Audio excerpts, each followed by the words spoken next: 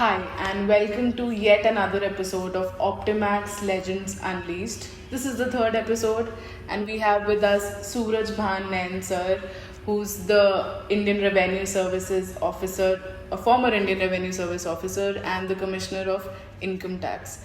Thank you, sir. Thank you for joining us today. It is indeed a pleasure to be sitting right next to you and being getting a chance to interact with you. And I'm pretty sure that this episode will be super informative for our listeners, and getting to know from you directly is going to be an inspiration for all of us. Thank you for joining us, sir.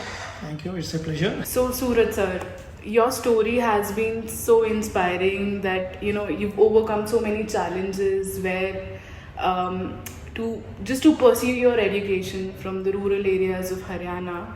You've been struggling so much all your life. Could you please tell us what sparked the love and inspiration to pursue education and achieving success in your career? What inspired you? So, as you know, especially in Haryana, most of the population is living in villages, and in our age, in our generation, there were very few opportunities for education. Say, for in my own village, there were only a primary school, and my parents were uneducated, but they have a zeal that their kids should study a lot, and that's why I have passed my primary from 5th class from my own village school. After that, even for the 6th, I had to go to another village, which was a nearby village of around 3 kilometers, and there was a kacha road, and we had to go on foot up to that school every day, and it was up to 8th standard, and that school was also only for 8th standard. Then we have to move for the 10th standard to another village, which was around 400 kilometers, but luckily it was connected with road. And at that time we could get a bicycle in so you used to travel 400 kilometers every? Not 4 kilometers. 3-4 kilometers every day. And then we have passed out from my 10th standard from my village government schools only. And after that I moved to the college. And then I have moved to Kurukshetra University, and from there I have done my post-graduation as in Master in Commerce. And that was a zeal from basically from my parents, who were both were uneducated, but they were so keen that their kids should have maximum whatever is the possible highest studies. And that's why all my brothers are postgraduates, and they all studied well. And after at that time the main zeal was that after completing your education you should get some livelihood and get some job. So after completion of my post graduation in Master in Commerce, I was appointed as a lecturer in commerce in Government College of Haryana Government. And I taught there for 5 years from 1979 to 1984 as lecturer in commerce. Wow. I mean, I'm sorry to interrupt, but I can't stop myself from saying that this looks like a Bollywood movie to me. Till date, we'd only seen it in the movies that they've been struggling, people are struggling, walking barefoot for the college, for the schools. But you sitting here is a true example and is inspiring me when I hear this from you directly, that these are the days, and then when you have the zeal, when you have that support, people can do anything. So that's true with everyone of my generations who belong to a rural background, agricultural background, and living in a village. So in the smaller villages there was hardly government primary schools, and there was hardly any growth of the private schools. This is a very recent development of 20-30 years. And in our times, everyone used to go to the government primary schools, or government middle schools, or government high schools.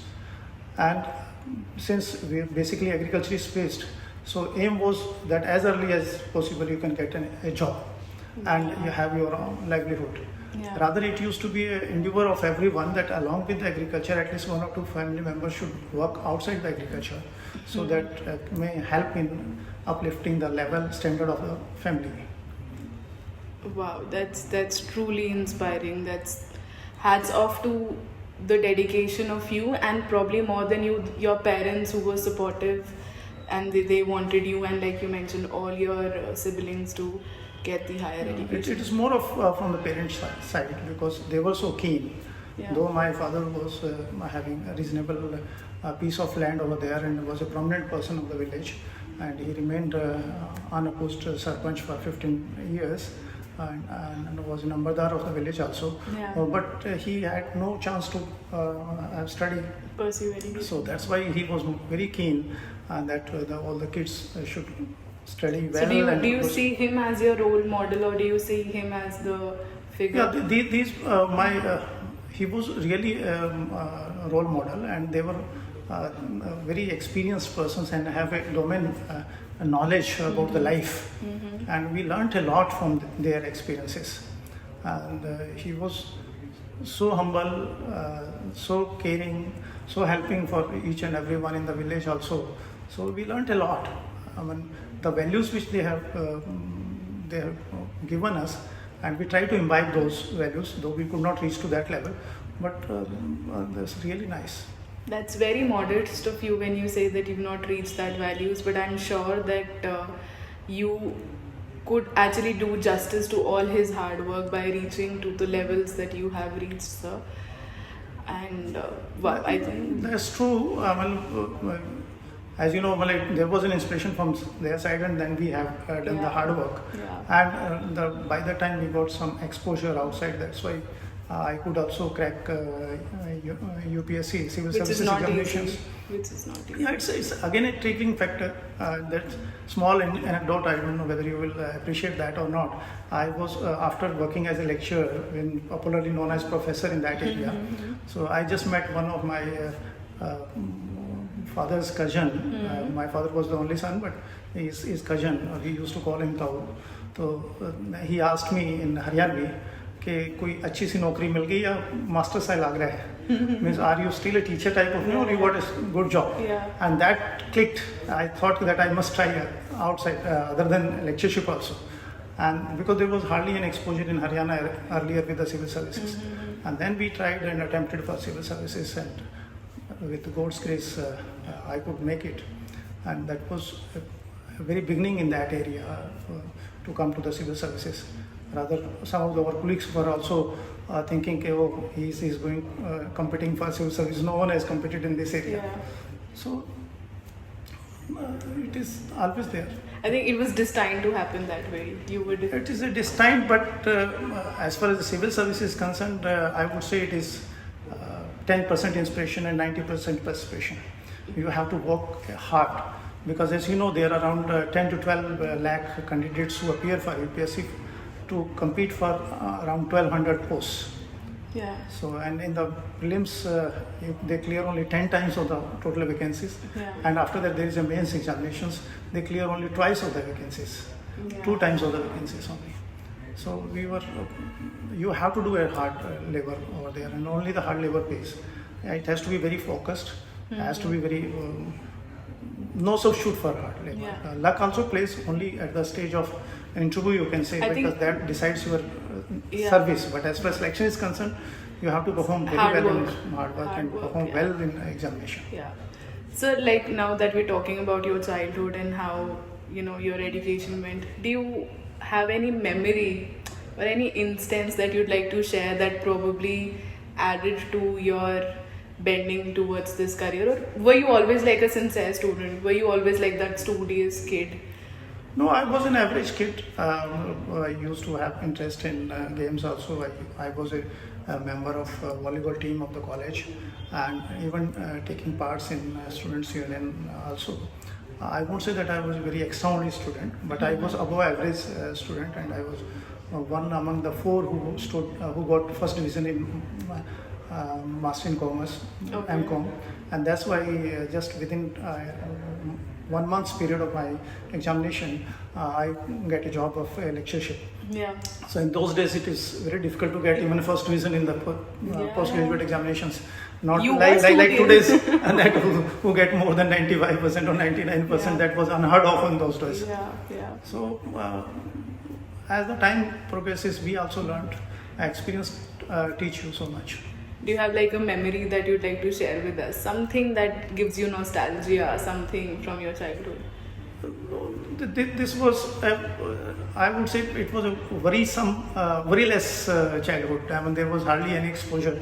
So everyone was so happy after coming back from the school, and if you go for playing for volleyball and other things, and you were so happy. So there was not much of the desires. So there was a less desires. So there was more happiness, whatever you get. Simpler times. Simpler times. It was very simpler. Now the things have changed. Yeah. Because now new generation has much more exposure than our generation was, and that's why this new exposure, along with the knowledge, creates anxiety also. Absolutely, absolutely. I think it's very difficult for this generation because there's so much of pressure already, and now the fact that competition and everything was always there, but this exposure. Competition, it used to be in those days also, but it was a slightly different type. Say, for example, as we were talking about UPSC, UPSC doesn't see how good you are. They want to see how much better you are than others, because it's a slight edge which you have over. Because everyone who is competing for UPSC, they are good students. They are everyone work very hard and try to complete it. So if you're slightly better, then you are selected. If you're not, if you are good as others are good, so there is may not be that good chance for you. Of course, I mean, luck always plays a role, and your time is a great that helps you sometimes. So, but this is always there. The only you can say intensity has changed from earlier time to this time. I completely agree with it, and hats off to the hard work that you've done, sir. You're truly inspiring each one of us. So, sir, like you've been a civil service aspirant yourself. You've cleared the exam. It is so difficult. It is a dream for so many people these days. Do you have any tips or tricks for people who are aspiring or who are practicing right now that could be an inspiration for them? Well, as far as UPSC is concerned, as I told you earlier, also it's very competitive.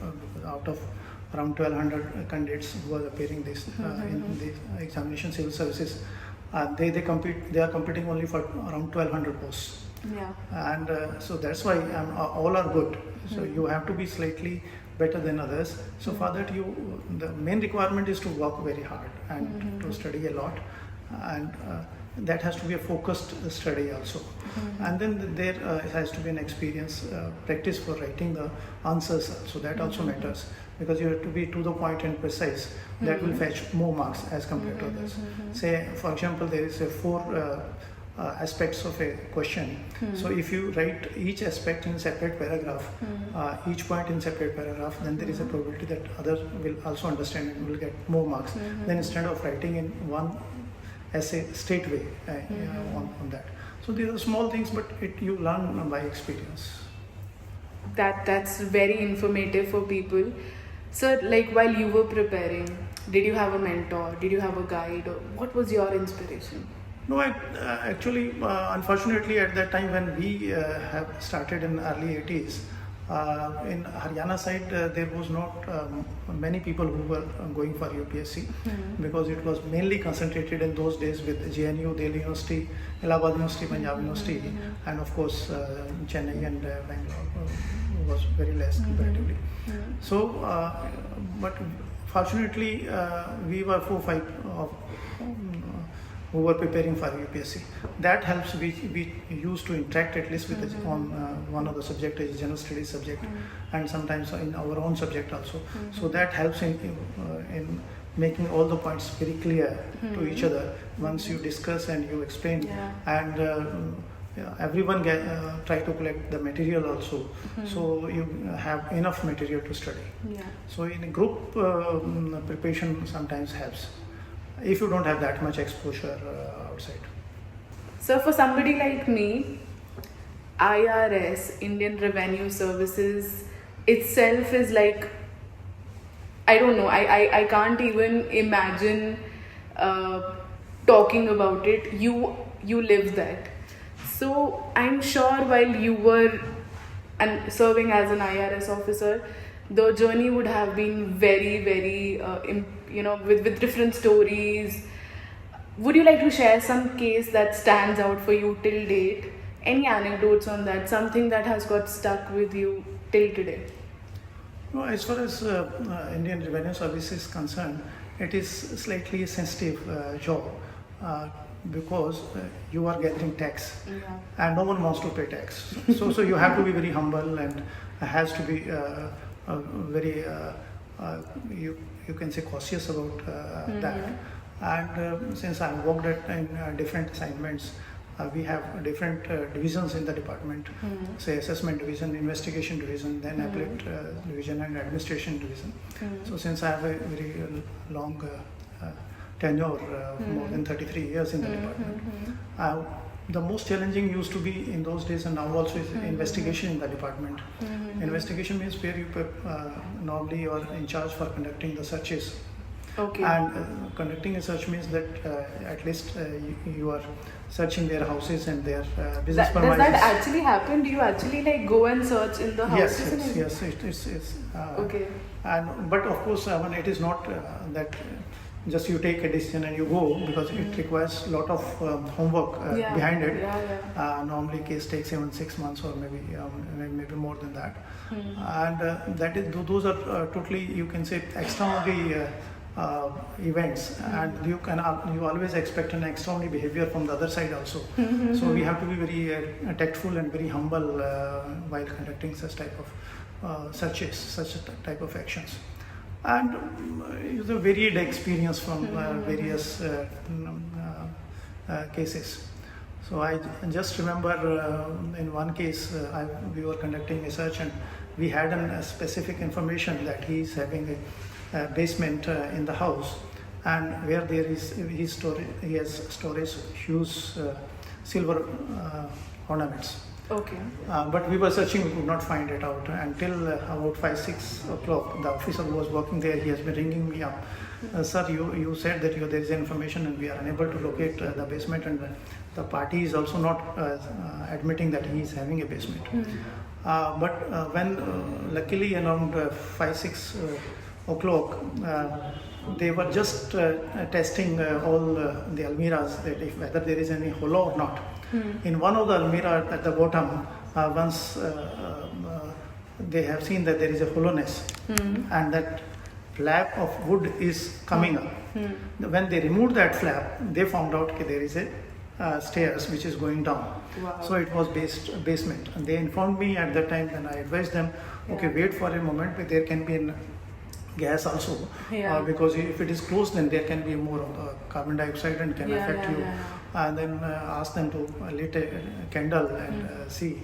But by that time, SSC also realized, taxpayer realized that they come to know about it. So he has admitted that yes, there is a basement. Then there was a proper light and proper way was going. And at that basement, there was I would say, huge silver pajets. You understand pajets? Yeah. And in those days, I think we weighed it, and we have to take around 14 trunks, steel trunks, to seize that material. And it was very difficult even to the bank also because we have to submit it and deposit it in the safe custody of the bank. Bank was also saying, sir, I'm having a small branch, I can't keep this. But he has to keep it. I mean, it was not a very big place, it was a small place. But such type of things happens. And in some of the instances at residence, unpleasant things also happen, because you get to know, and you get a huge amount in the possession of a lady of the house, and then her husband normally says that you used to say कि मेरे पास ज़हर खाने के लिए पैसे नहीं है, but you are having such a huge amount, and that was of course her hard savings. So these different type of things happens. While you're narrating it, I am imagining it. It actually looks like a movie scene to me with the staircase that you told me. I never knew that this happens in reality. No, it do happens. People do have cavities in the walls. People do have a secret place to go to their basements, and some portion is being made for that. So it is a very common. So, sir, your recent association with Optimax Aces as one of their leaderships.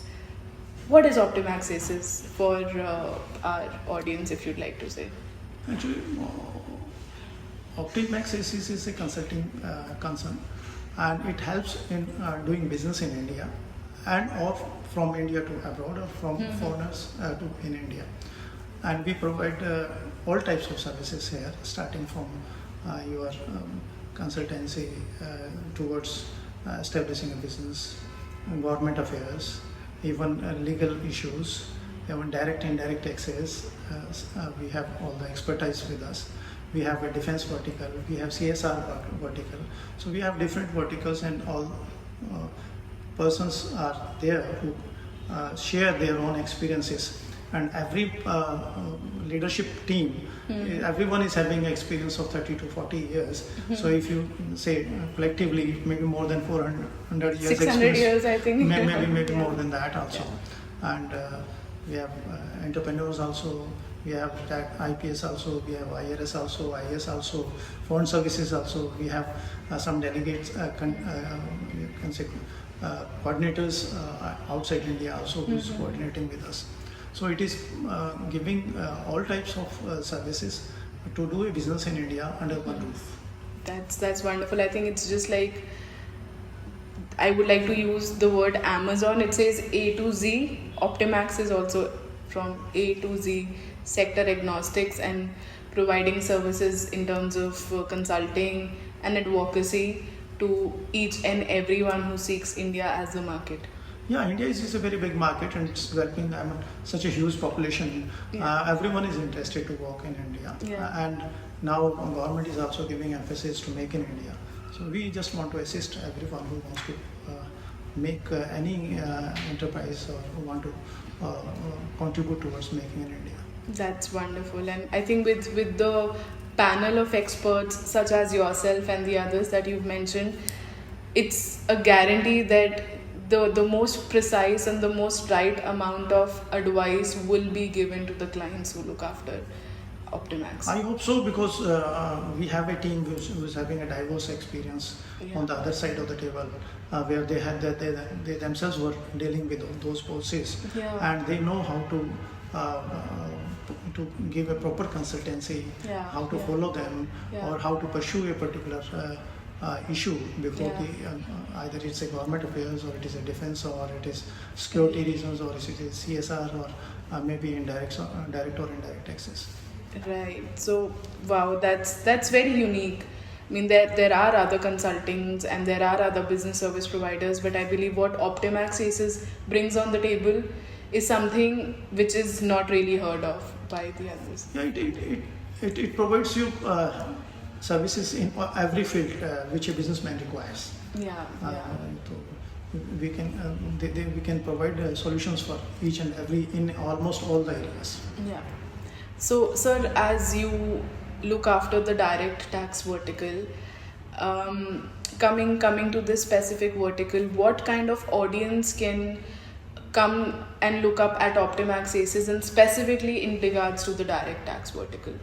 Actually, as far as the direct tax is concerned, it is a very complicated act, income tax, and it used to be known that you get a ticket only once travel, because every year there is amendment, and for next year you require something new, and moreover, now there is an increase in the international transactions, so international taxation also comes into picture.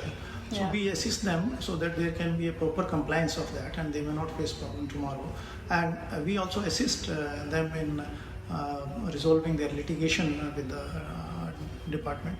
Actually, I'm myself, after my retirement, I am also doing as a freelancer. I was doing as an income tax consultant, and also looking after the income tax litigation, and resolving their problems, and appearing myself to argue the cases before the income tax appellate tribunal. Wow. And now with association with Optimax Aces, you're doing this? I'm helping them also for that, the same, because if someone has that particular requirement, so we have a good team to assist anyone. What is your vision for Optimax, now that you're a part of the leadership also? What's your vision for Optimax? Optimax has a great future, especially having a so experienced team, where we have the very experienced entrepreneurs also, we have the experienced bureaucrats also, we have even from the chartered accountant side also, and so all the fields are there. So we are hopeful and expecting that it will grow very large. And since the economy is developing, and we help in doing the business easy in India. So I look forward to a great future for the company. So, sir, since Optimax is all about facilitation and providing consulting and services, do you have any tips or do you have any advice for these upcoming startups or companies that are just entering the market in regards to your vertical? Especially as far as income tax is concerned, there is a lot many compliances are required. It is always advisable to consult in the very beginning. Say for example, startup as having a particular window during which their income is not chargeable to tax, but for that they require certain approvals, DIPP and along with the CBDT for getting a deduction under Chapter 6A of the Income Tax Act. So it has to be in timely, it should be applied, and properly it should be applied, and they should take those situations. There are certain restrictions also for some transactions which, say for example, certain transactions cannot be done in cash. So one has to pay through or transact through banking transactions only. So all those, it's better to have a consultancy in the before entering into any major transaction, in a major agreement or in a major transaction, because those have ramification of taxation in that. So it is always advisable to take guidance in the at the appropriate time, instead of after conducting entering into a transaction, after conducting the transaction, and then you try to improve it, so it becomes very, very difficult. Absolutely. I think that's a great information for anyone who's looking up for setting up their businesses and for the policies and all. Especially when any company or any entrepreneur is entering into transactions and an agreement for transactions, so or especially with the multinational companies, then there is a requirement to have a vetting from the direct taxes also, because what will be their implications. So it is always better to have at that stage. And later on, of course, as far as litigation is concerned, so it is always better to resolve it at the lowest level as far as possible. So, sir, you've seen significant changes in the Indian tax landscape. Do you have any predictions for the future? How can it change in the future as well? And how will Optimax facilitate these changes? As far as the taxation is concerned, it is undergoing, especially on the procedural aspect, it has undergoing a huge changes. Earlier there used to be everything on face to face, and now everything has become faceless. It is purely dependent on now computerization. Earlier the assessees used to have their jurisdictional assessing officer with whom they have to interact. Now all the assessments, as well as the first appellate stage, commissioner appeal, is done through the faceless method. And it is randomly being allotted to different persons. So for our viewers, sorry to interrupt, what is the faceless method? Faceless means where an SSC does not know who is his assessing officer. Who is ITO is there. Suppose if one person of resident of Gurgaon has filed his return, his return of income is selected for scrutiny, it will be randomly allotted to some officer, maybe at Guwahati, maybe at Ahmedabad, maybe at Bhubaneswar, maybe at Chennai. And he will also be interacting, asking for the details from the assessee, from the taxpayer, through a central place, which is a faceless place. He will, and the notices will come, and he will upload his reply only on the portal, income tax portal. There is no face-to-face interaction, and that's why it's known as faceless. And then he analyze it and pass the order. And of course, there is one opportunity is given for video conferencing. If you want to explain through the video conference, but there is no physical hearing as it is. Opportunity is not there.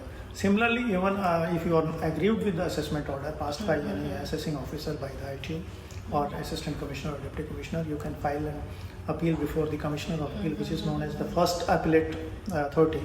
That is also faceless, because the taxpayer does not know who is his commissioner of income tax appeals, who is hearing his appeal. Again, you have to give everything on portal, and you have to upload your reply. Now there are the two challenges as come up now. Initially, the chartered accountant or the practitioner advocate used to go to the assessing officer, discuss with him, and find out what are his requirements, and he used to prepare reply accordingly. Now it has to be given in writing only, and it should be so lucid and clear, so that that authority should understand what you want to say. So it becomes more important how you represent your case in writing, before the income tax authority, and so that you can get a good relief. Okay, so now the yeah. things have changed. Yeah. As far as the tax rate is concerned, already it has gone down, and the future is also that there may be a further reduction of the rate of tax, but compliance is important. Okay. Because due to the mining of data, the department knows about everything. If you leave any trace anywhere, that will be known to the department. So it becomes more important now to comply with all the transactions, all which you have undertaken during the year.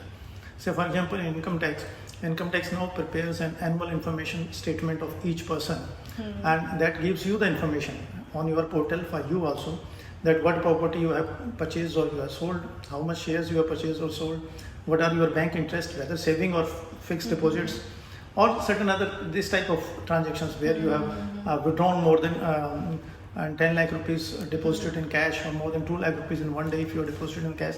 All those informations. Yeah. I'm giving some of the examples. Yeah. So now the future is about manning of data. Yeah. So you have to be more particular about compliance. There is more compliance, and there is a possibility of reduction of further rate of taxes also. Okay. Which is good, I think, which will make things more. Yeah, it's always good, because as the formal economy increases, then tax also increases. Right. You might have noticed now even the GST has increased from 150,000 crores to now more than 200,000 crores. So the things are improving, maybe due to the digitization. Yeah. I think technology because people are not realizing even that this UPI system has contributed a large informal economy to the formal economy. Absolutely. Because if someone is paying through the UPI, that means it is coming on record. Yes. If that person will have also to disclose it. Yeah.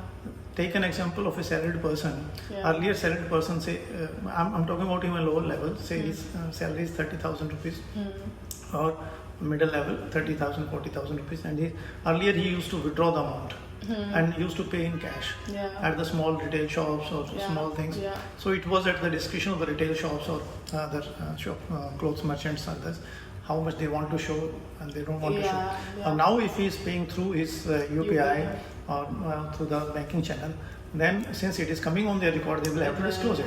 So that informal economy is now being converted into formal economy.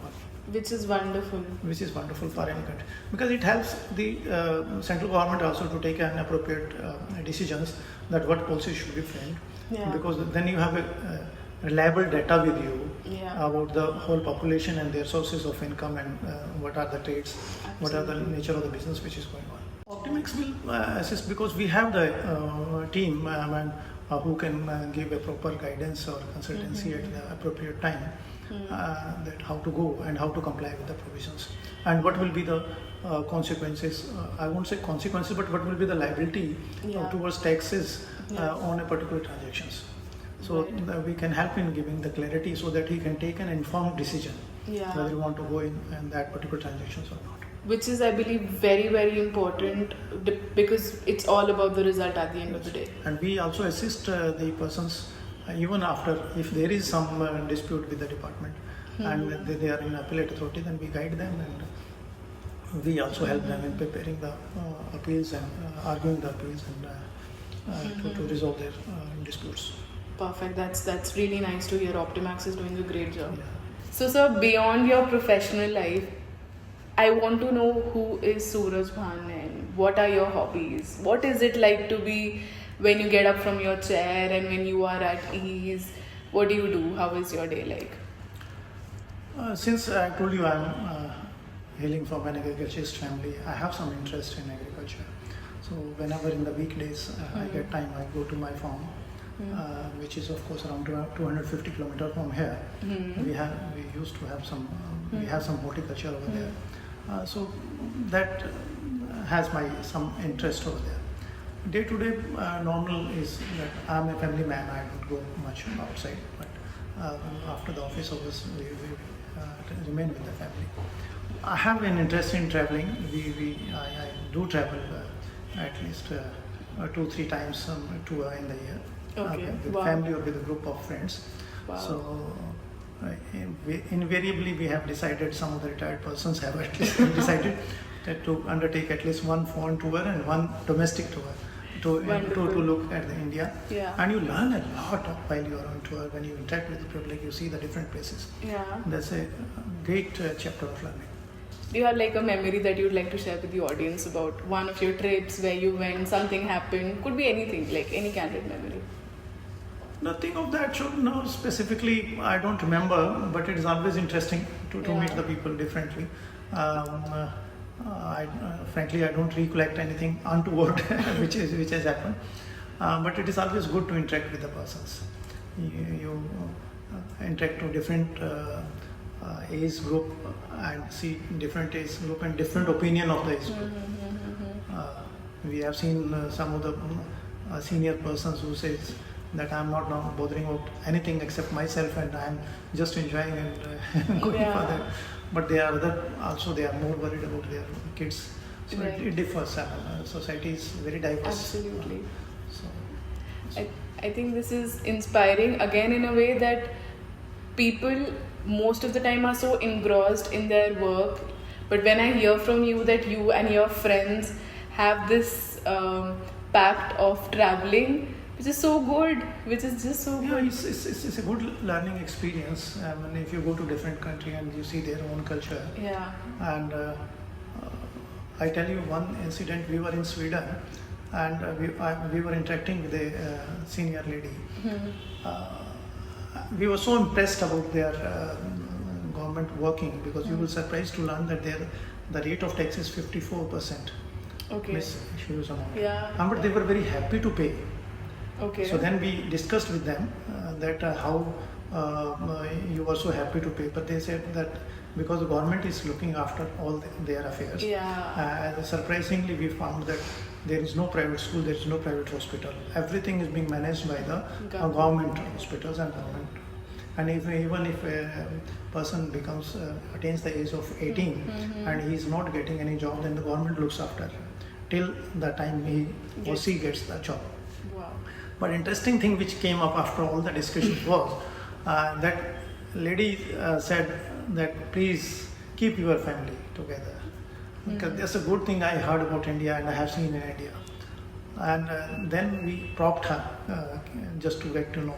She said that I have a 19 years old son and I have not met him last 1 month and I'm seeking appointment with him to meet and he says, no ma'am, I'm busy this weekend, I will not be able to come and all that. Because he has started living separately after attaining the age of 18. So family, which is in a very important institutions. Yeah. And you get to know, she was almost about to cry, I tell you. At that. Yeah. Though both were doing well. Yeah. So these are the small things you learn when you interact with different persons. And then you value your family. Absolutely. I think there's a very famous celebrity. I was hearing one of her interviews where she said that she was told by the host that is it true that you still stay with your parents? She was a very famous celebrity and was of a certain age, in her mid-20s maybe. To which she replied that is also true, that I don't have to take appointments to meet my parents, which is all about India. Yes.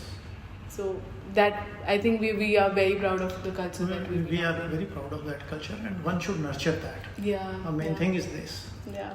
Now, of course, there's not joint families and almost unitary families have started. Right. But it is very, very important.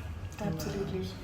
Thank you for joining us today, sir. I learned so many things from this interaction today. I think as much as I thought I knew so many things, but like hearing from you that we are learning every day, I have learned the concept that we should learn every day. So thank you for inculcating all that in me and for your time. Thank you, sir. You are welcome.